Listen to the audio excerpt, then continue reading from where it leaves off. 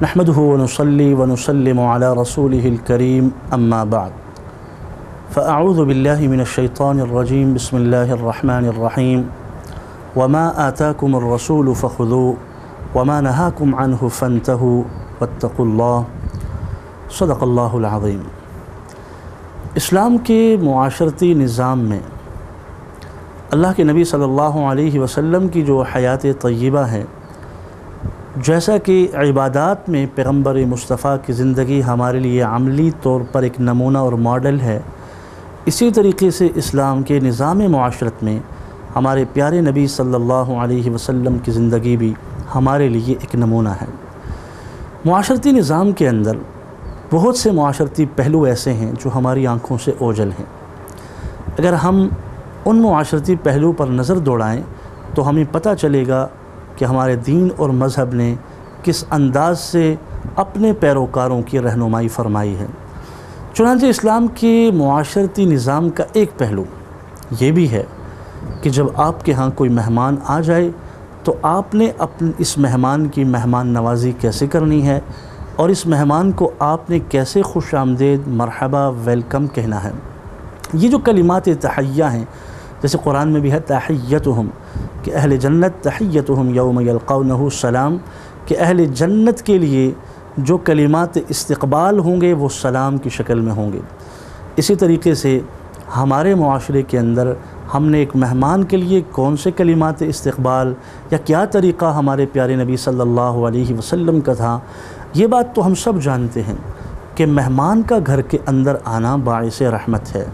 لیکن ہمارے معاشرے میں ہماری کم علمی کی وجہ سے، ہمارے معاشرے میں ہماری کم فہمی کی وجہ سے، مادیت اور مادہ پرستی اور مادیت سے محبت کی وجہ سے ہمارے اندر بخل، کنجوسی، یہ چیزیں اس قدر آ گئی ہیں کہ آج ایک مہمان اگر میرے گھر میں آتا ہے تو میرے چہرے پر 12 بج جاتے ہیں کہ شاید پتہ نہیں کتنی بڑی کوئی مصیبت میرے سر پر آ گئی۔ ہمارے پیارے نبی صلی اللہ علیہ وسلم مہمان کو باعث رحمت سمجھتے تھے۔ آقا علیہ الصلاۃ والسلام کو جب بھی پتہ چلتا کہ میرے گھر کوئی مہمان آ رہا ہے تو ہمیں حدیث پاک بتاتی ہے، اللہ کے نبی کا طرز زندگی ہمیں یہ بتا رہا ہے، ہمارے پیارے نبی صلی اللہ علیہ وسلم گھر سے باہر دروازے تک آتے تھے اپنے مہمان کے استقبال کے لیے، اور تاکہ استقبال کر کے اس کو عزت دے کر اور اس طریقے سے اس کا اکرام کر کے اس کو گھر کے اندر لایا جائے۔ یہ بات سوچنے کی ہے کہ مہمان نوازی اور پیغمبر اور نبوت کا خود چل کر دروازے تک آنا، یہ اس اہتمام پر دلالت کرتا ہے، یہ ہمیں بتاتا ہے کہ یہ عمل کتنا محتم بالشان ہے کہ پیغمبر علیہ الصلاۃ والسلام خود ایک مہمان کے لیے چل کر دروازے پر آ رہے ہیں اور اس کو خوش آمدید، اس کو مرحبا، اس کا استقبال، اس کی عزت افزائی، اس کو معاشرے کے اندر یوں سمجھ لیجئے کہ اس کو ایک عزت دینا، یہ کام اللہ کے نبی صلی اللہ علیہ وسلم خود چل کر دروازے پر جا کر ایک مہمان کو اپنے ساتھ لے کر آ رہے ہیں۔ یہ حدیث ہمیں یہ بتاتی ہے کہ پیغمبر علیہ الصلاۃ والسلام کا کسی مہمان کو کیا استقبال کرنے کے لیے آگے بڑھنا یہ آپ کا طریقہ ہوتا تھا۔ یعنی یوں سمجھ لیجئے کہ اگر ہمیں معلوم ہے کہ میرے گھر میں ایک مہمان آ رہا ہے اور وہ مہمان دروازے کے قریب پہنچ چکا ہے تو ہم اپنے پیارے نبی صلی اللہ علیہ وسلم کی اس سنت پہ عمل کر سکتے ہیں کہ ہم اپنے مہمان کے استقبال کے لیے آگے بڑھ کر اس کو لا سکتے ہیں۔ نتیجہ کیا نکلے گا؟ نتیجہ یہ نکلے گا کہ یہ مہمان آپ کے گھر میں جو ساعتیں گزارے گا، آپ کے گھر میں اس نے جو گھڑیاں گزارنی ہیں، جو جتنا وقت یہ آپ کے گھر کے اندر ہے، اس نے سکون سے آپ کے گھر کے اندر اس وقت کو گزارنا ہے، نہ یہ کہ پریشان ہو کر۔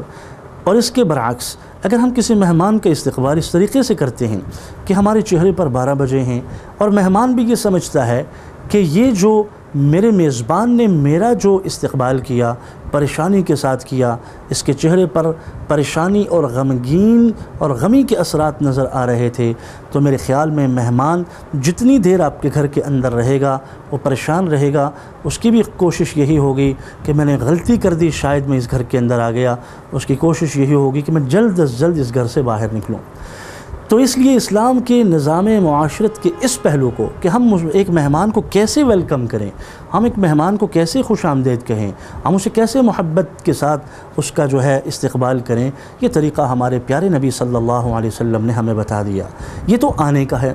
اسی طریقے سے یہ مہمان جب جا رہا ہے تو ہمارے پیارے نبی صلی اللہ علیہ وسلم حدیث بتاتی ہے کہ اللہ کے نبی مہمان کو خود دروازے تک رخصت کرنے کے لیے آیا کرتے تھے۔ مہمان جب گھر کے اندر آ گیا تو عموماً مہمان کی خاطر تواضع کی جاتی ہے۔ ہمارے ہاں دو قسم کے طریقے ہیں،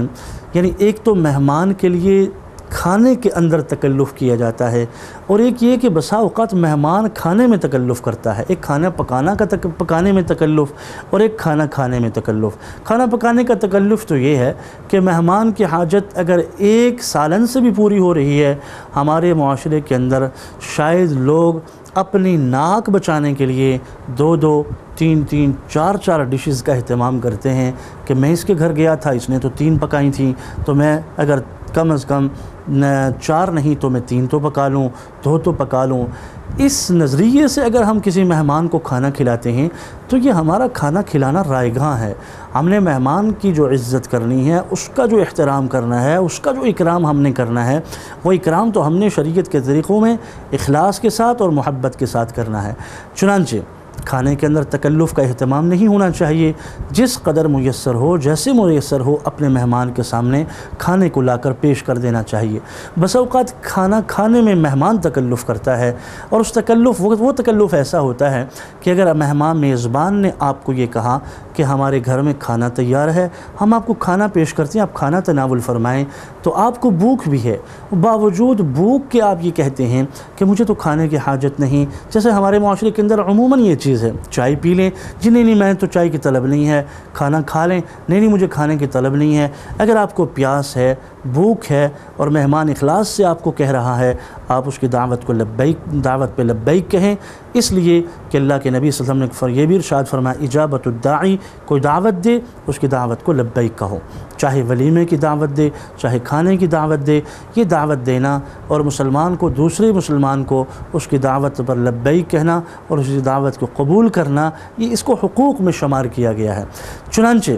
جب کسی میزبان نے مہمان کو یہ کہہ دیا کہ آپ کھانے کو تناول فرمائیں، اور مہمان اگر تناول نہ فرمائے، اس کو کہتے ہیں کھانے میں مہمان کا تکلف۔ ایسا ہی ایک موقع اللہ کے نبی صلی اللہ علیہ وسلم کے زمانے میں حضرت اسماء بنت یزید فرماتی ہیں، رسول اللہ صلی اللہ علیہ وسلم کے لیے کھانا لایا گیا، آپ نے تناول فرما لیا۔ ہمارے آگے جب کھانا آیا تو ہم نے اس میں تکلف کیا۔ تکلف کیا کیا؟ تکلف یہ کیا کہ ہم نے کہا ہمیں حاجت نہیں، کہتی ہمیں باوجود یہ کہ ہمیں بھوک تھی، لیکن ہم نے کہا ہمیں حاجت نہیں، طلب نہیں۔ تو رسول اللہ صلی اللہ علیہ وسلم کو جب اس بات کا علم ہوا کہ انہوں نے یہ تکلف کیا، تو اللہ کے نبی صلی اللہ علیہ وسلم نے مشکات شریف کی حدیث سے یہ فرمایا کہ جھوٹ اور بھوک یہ دونوں چیزیں جمع نہیں ہو سکتی، کہ آدمی بھوکا بھی ہو اور وہ یہ کہے کہ مجھے بھوک نہیں ہے، یعنی اس بھوک پر وہ جھوٹ بول دے۔ فرمایا رسول اللہ صلی اللہ علیہ وسلم نے کہ بھوک اور جھوٹ یہ 2 چیزیں جو ہے وہ جمع نہیں ہو سکتی۔ مہمان کے لیے عموماً دسترخوان بچھائے جاتے ہیں، لیکن ہمارے معاشرے کے اندر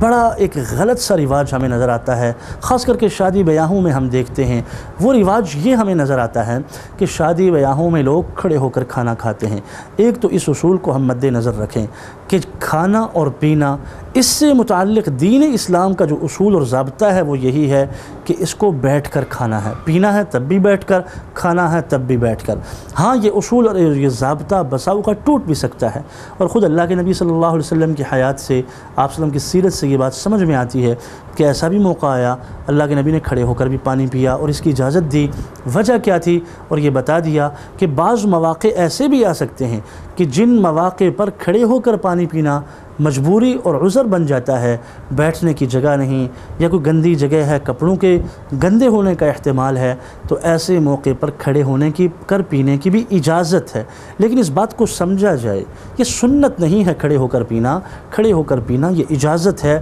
حدیث سے اس کا ثبوت عذر کی وجہ سے ملتا ہے۔ لیکن سنت وہ عمل ہوتا ہے جو ہمارے پیارے نبی صلی اللہ علیہ وسلم نے جس پر مواظبت اختیار فرمائی ہو، بار بار جس کو کیا ہو۔ تو کھانے اور پینے میں وہ عمل جو سنت ہے وہ یہ ہے بیٹھ کر۔ تو شادی بیاہوں کے اندر اس چیز کا جو اہتمام ہمیں نظر آتا ہے کہ لوگ کھڑے ہو کر کھاتے ہیں اور کھڑے ہو کر کھانے کو باعث فخر سمجھا جاتا ہے، تو یہ بات ذہن میں رکھیے، ہماری معاشرت اور پیارے نبی صلی اللہ علیہ وسلم کے طور طریقے سے ہم ناواقف ہونے کی وجہ سے ہم غیر کی اس تہذیب کو، غیر کی اس طرز معاشرت کو ہم یہ سمجھتے ہیں کہ شاید یہ ہمارے لیے قابل فخر ہے۔ اسی لیے اللہ کے نبی نے فرمایا کہ کھانے کے اعتبار سے مہمان کے لیے دسترخوان کو بچھایا جائے، اور دسترخوان پہ جب مہمان کے لیے آپ نے کھانا رکھ دیا، آپ اس وقت تک نہ اٹھیں جب تک مہمان نہیں اٹھ رہا۔ وجہ یہ ہے، فرمایا کہ اگر تم پہلے اٹھ جاؤ گے تو مہمان یہ سمجھے گا کہ میزبان نے تو کھانا کھا لیا ہے، اب اس کی بھوک اگر زیادہ بھی ہوئی تو وہ اپنی بھوک کم کر کے جلدی جلدی اپنے کھانے کو سمیٹے گا اور اپنے ہاتھ کو کھینچ لے گا۔ اللہ کے نبی صلی اللہ علیہ وسلم کی احادیث سے،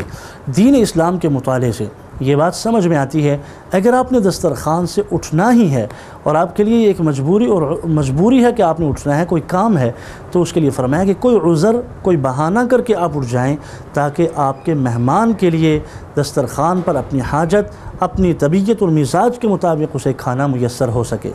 اس میں اس بات کا اہتمام ہو کہ جب بھی کھانا کھایا جائے یا مہمان کو کھلایا جائے اس میں اجتماعیت کو مد نظر رکھا جائے اور اکیلے اکیلے کھانا نہ کھایا جائے۔ ایک موقع پر حضرت وحشی بن حرب، ایک صحابی رسول ہیں، انہوں نے اللہ کے نبی صلی اللہ علیہ وسلم سے عرض کی، یا رسول اللہ، ہم کھانا بھی کھاتے ہیں، پیٹ بھر کے کھاتے ہیں، لیکن ہمارے پیٹ بھرتے نہیں ہیں۔ تو اللہ کے نبی صلی اللہ علیہ وسلم نے فرمایا کہ وحشی یہ بتاؤ کہ تم اکٹھے کھانا کھاتے ہو یا الگ الگ کھانا کھاتے ہو؟ تو حضرت وحشی کہنے لگے، یا رسول اللہ، الگ الگ کھانا کھاتے ہیں۔ اللہ کے نبی صلی اللہ علیہ وسلم نے فرمایا، تم ایسا کیا کرو، کھانوں میں اجتماعیت کو مد نظر رکھو، اجتماعی طریقے سے کھانا کھاؤ اور اس کے ساتھ ساتھ بسم اللہ پڑھ کر کھانا کھا لیا کرو۔ جب تم بسم اللہ پڑھ کر کھانا کھاؤ گے اور اجتماعیت کے ساتھ کھانا کھاؤ گے تو تھوڑا کھانا بھی تمہاری حاجت کو پورا کر دے گا، تمہارے پیٹ کو وہ بھر دے گا۔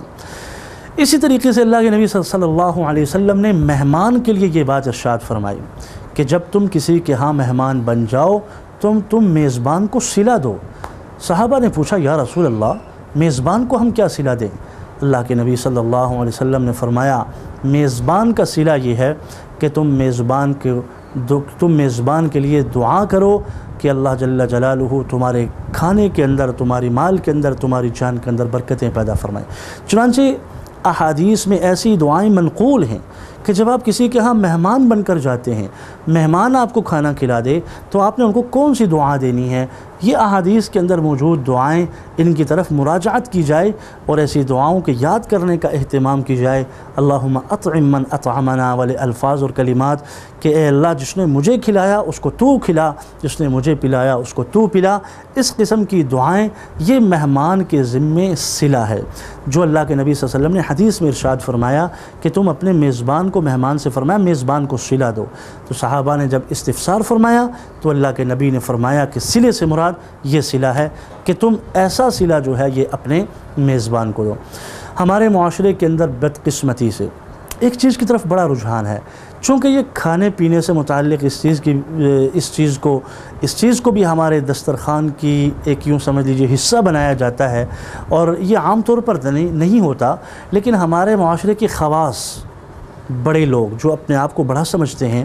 وہ اس چیز کا اہتمام کرتے ہیں، اور یہ ایسی ملعون چیز ہے کہ جس سے ہمارے دامن کو بھی بچنا چاہیے، ہمارے دسترخوان سے بھی اس چیز کو پاک ہونا چاہیے، وہ ہے شراب۔ ہمارے بہت سے کھانوں کے اندر شراب کو بطور تفاخر کے پیش کیا جاتا ہے، ایک یوں سمجھ لیجیے کولڈ ڈرنکس کے طور پر پیش کیا جاتا ہے۔ اللہ کے نبی صلی اللہ علیہ وسلم نے فرمایا، قیامت کی جو علامات ہیں ان علامات میں سے ایک علامت یہ بھی ہوگی کہ لوگ شراب کا نام بدل کر جو ہے وہ شراب کو تناول فرمائیں گے اور شراب کو پئیں گے۔ اور حدیث کے اندر حضرت ابو ہریرہ رضی اللہ تعالی عنہ فرماتے ہیں، اللہ کے نبی صلی اللہ علیہ وسلم نے فرمایا، اللہ نے اپنے اوپر لازم فرما لیا ہے کہ 4 آدمیوں کو اللہ کبھی بھی جنت میں داخل نہیں فرمائیں گے۔ ان میں سے ایک آدمی شرابی ہے جو شراب پیتا ہے، دوسرا آدمی سود خور ہے جو سود کھاتا ہے چاہے سود کی جو بھی شکل ہو، تیسرا آدمی وہ یتیم کا مال کھانے والا ہے ناحق، اور چوتھا آدمی وہ ہے جو والدین کی نافرمانی کرنے والا ہے۔ اللہ کے نبی صلی اللہ علیہ وسلم نے فرمایا ایسے 4 آدمیوں کے لیے اللہ جل جلالہ نے اپنے اوپر لازم فرمایا کہ ان کو جنت کے دروازے سے داخل نہیں ہونے دیا جائے گا۔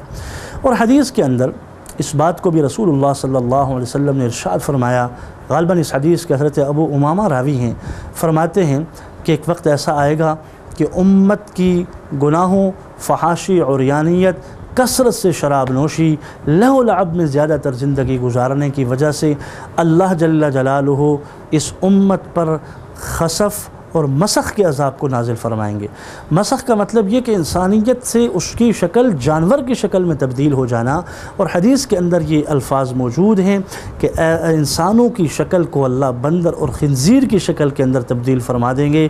کیوں؟ اس لیے کہ شراب نوشی کی کثرت ہوگی، لہو لعب کی کثرت ہوگی، ریشمی لباس بطور تفاخر پہنا جائے گا جو ہے مسلمان کے لیے، مرد کے لیے پہننا جو ہے وہ حرام ہے۔ اور پھر یہ بھی اللہ کے نبی صلی اللہ علیہ وسلم نے ارشاد فرمایا صبح ہوگی تو لوگ کہیں گے کہ اس بستی میں کچھ لوگ رہتے تھے، ایک بستی یہاں آباد تھی، وہ کہاں گئی ہے؟ وہ اللہ کے عذاب کی نظر ہو گئی اور اسے اللہ نے زمین کے اندر وہ دھسا دیا۔ حدیث کے یہ بھی الفاظ ہیں کہ کثرت سے شراب نوشی کی وجہ سے اللہ جل جلالہ اس قوم پر، اس امت پر قوم لوط والا عذاب اتاریں گے، آسمان سے ایسے لوگوں پر پتھر برسیں گے، اللہ جل جلالہ ایسے لوگوں پر قوم عاد کا آندھیوں والا عذاب جو ہے وہ اللہ جل جلالہ اتاریں گے۔ اس لیے ہمارے دسترخوان پر ایسی چیز جس کو شراب سے ہم تعبیر کرتے ہیں ہمارے معاشرے کے اندر بہت زیادہ ہے۔ حدیث کے اندر اللہ کے نبی نے فرمایا کہ شراب پر بھی اللہ نے لعنت فرمائی، شراب نچوڑنے والے پر بھی لعنت فرمائی۔ پرانے زمانے میں پھلوں کو نچوڑ کر شراب بنائی جاتی تھی، اور یہ بھی ارشاد فرمایا اس کے بیچنے والے پر بھی لعنت، اس کے خریدنے والے پر بھی لعنت، اس کے اٹھانے والے پر بھی لعنت، جس کے لیے اس کو لایا جائے اس پر بھی لعنت۔ اتنی ملعون چیز، اب اتنی ملعون چیز ہمارے دسترخوان اور ہمارے کھانے پینے کا حصہ بنے، ایک تو یہ کہ آدمی اس کو گناہ سمجھ کر کرے اور ایک 4 دیواری کے اندر اس گناہ کو کرے، وہ بھی گناہ ہے۔ لیکن یہ کہ ہمارے ہاں دسترخوان پر اگر اس کو سجا کر رکھ دیا جائے تو میرے خیال میں یہ گناہ نہیں، بلکہ یہ تو گناہ میں وہ جرت ہے، وہ جرت کرنا ہے جس کو ہم بغاوت کی زبان اور ایک باغی والا الفاظ اس شخص کے لیے استعمال کر سکتے ہیں۔ اس لیے ہمارے نظام معاشرت میں یہ جو پہلو ہے کہ ہم نے کیسے مہمان کی مہمان نوازی کرنی ہے، ہم نے کیسے مہمان کو اپنے گھر سے رخصت کرنا ہے، ہم نے مہمان کی کیسے عزت افزائی کرنی ہے، یہ طریقہ ہمارے اسلام کے نظام معاشرت میں پیارے نبی صلی اللہ علیہ وسلم کی حیات طیبہ سے ہمیں ملتا ہے۔ ایک مسلمان ہونے کی حیثیت سے معاشرتی نظام کے ان پہلوؤں کو ہم اپنی زندگی کا عملی طور پر حصہ بنائیں۔ اللہ جل جلالہ ہمیں دین اسلام کے نظام معاشرت کو سمجھنے کی توفیق عطا فرمائے۔ وما علینا الا البلاغ۔